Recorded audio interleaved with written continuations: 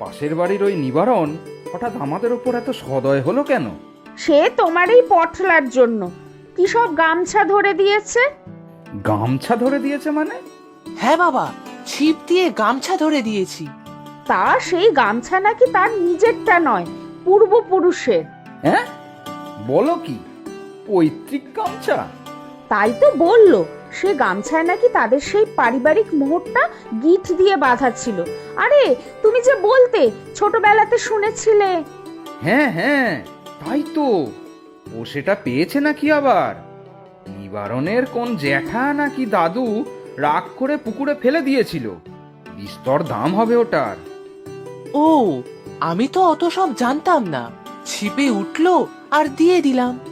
ভালোই করেছিস, অন্যদের জিনিস কাছে না রাখাই ভালো। তা সে তো বললো আমাদের এই পটলাকে কাল দেখা করতে, কি সব কাজের হদিশ আছে তার কাছে। সে আমাকেও বলেছে। নিবারণের যোগাযোগ অনেক, হতেও পারে কোনো কাজের খবর আছে। কিন্তু বাবা, আমি যে সে কাজ করব না। বাধা ধরা কাজ করতে আমার ভালো লাগে না। তা কাল গিয়ে দেখ না, পছন্দ হলে করবি, না হলে নয়। বাহ, কচুর শাকটা দারুণ হয়েছে তো। তোমার ছেলেই কেটে এনেছে। আর রান্নাটা তো তুমিই করেছো। সত্যি খুব ভালো হয়েছে। নে একটু লেবু রস দিয়ে মেখে নে, আরো ভালো লাগবে। ওই যা, ভুলেই গিয়েছিলাম। এই লেবু যার কাছ থেকে এনেছি সেই বুড়িমাও কচুর শাক খেতে খুব ভালোবাসে। কাল একটু দিয়ে আসবো, মনে করে দিও কিন্তু মা। আচ্ছা ঠিক আছে।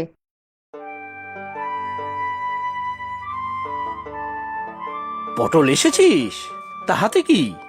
ওই একটু কচুর শাক, এক বুড়িমার জন্য। আমাদের বাড়ির পিছনে প্রচুর হয়েছে, তা তুমি কয়েকটা রাখবে নাকি? তা দে কয়েকটা। ভালো করে রান্না করলে তো এর স্বাদ মাংসকেও হার মানায়। আমাকে কি কারণে ডেকেছিলে বলো? তোর যদি একটা কাজের ব্যবস্থা করতে পারি দেখি, তাই তো তোকে ডেকে পাঠালাম। কি বলবে তাড়াতাড়ি বলো, আমার আবার অনেক কাজ পড়ে আছে। কি যে রাজকার্য করবি আমার জানা আছে। খালি ঘরের খেয়ে বনের মোষ তাড়ানো। আমি তো এরকমই, তা তো জানোই। তুমি কি আর পারবে আমাকে পাল্টাতে? উফ, এই এক দোষ তোর। শোন, বাজারে আমার একটা দোকান আছে, সেইখানে তোকে একটা কাজ দিতে পারি। সারাদিন থাকবি, যা বিক্রি বাটা হবে হিসাব রাখবি।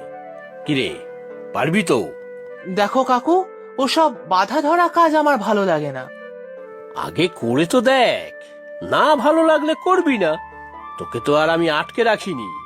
তবে তুই ভালো ছেলে, আমার একটা বিশেষ উপকার করে দিয়েছিস, তাই তোকে বললাম। ঠিক আছে, দেখি, এখন আসি আমি।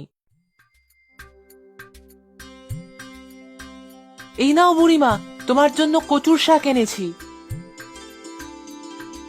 বড় ভালো ছেলে রে তুই, কিন্তু এত কি হবে? আমি কত আর খাবো? রান্না করে সবাইকে দিয়ে দেবে। সবাইকে দিয়ে খাওয়ার মধ্যে মজাই আলাদা। সত্যি তুই খুব ভালো রে।